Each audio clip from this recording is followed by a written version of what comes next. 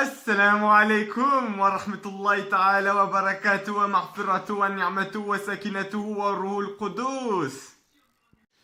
Je suis totalement conscient que dans cette vidéo, je suis le plus gros des ignorants et que tous ceux qui viendront commenter en dessous de cette vidéo-là, ils ont tous la vérité. Certains viendront avec 5 salades, d'autres avec 4 salades, d'autres avec 3 salades, d'autres avec 2 salades, d'autres avec 1 salade.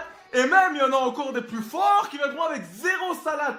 Donc, quoi que je dise, c'est vous les savants, c'est vous qui avez raison et c'est moi qui ai tort. Mais je me permets quand même de donner mon avis, même si mon avis ne dépend que de ma vie. Dans la sourate An-Nur, la sourate numéro 24, on peut voir au verset 58 ceci. Ô vous qui avez cru que les esclaves que vous possédez vous demandent permission avant d'entrer, ainsi qu'à ceux des vôtres qui n'ont pas encore atteint la puberté. Ok, on s'en fout. À 3 moments. Avant Salat al-Fajr.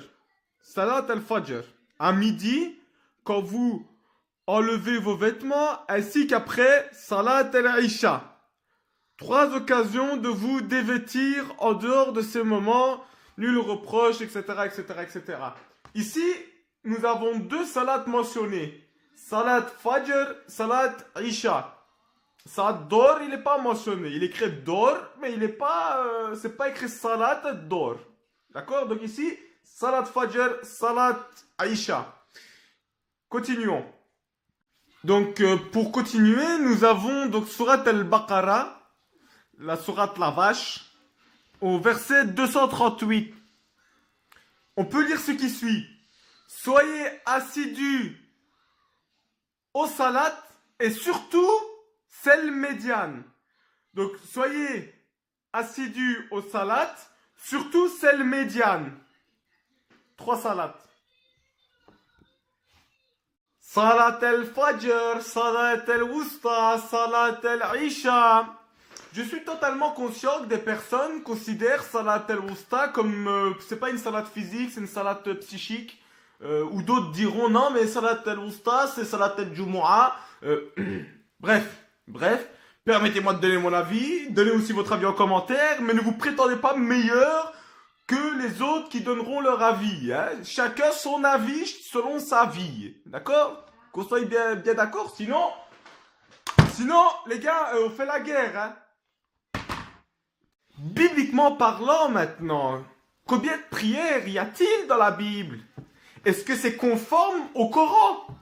C'est ça la question maintenant. Pour ce faire, je vous invite à aller regarder dans Daniel, chapitre 6, verset 10. Lorsque Daniel sut que le décret était écrit, il se retira dans sa maison où les fenêtres de la chambre supérieure étaient ouvertes dans la direction de Jérusalem. Et 3 fois par jour, il se mettait à genoux, il priait, il louait son Dieu comme il le faisait auparavant. Et d'ailleurs, il y a d'autres versets du Coran qui disent que les enfants d'Israël connaissaient la salat.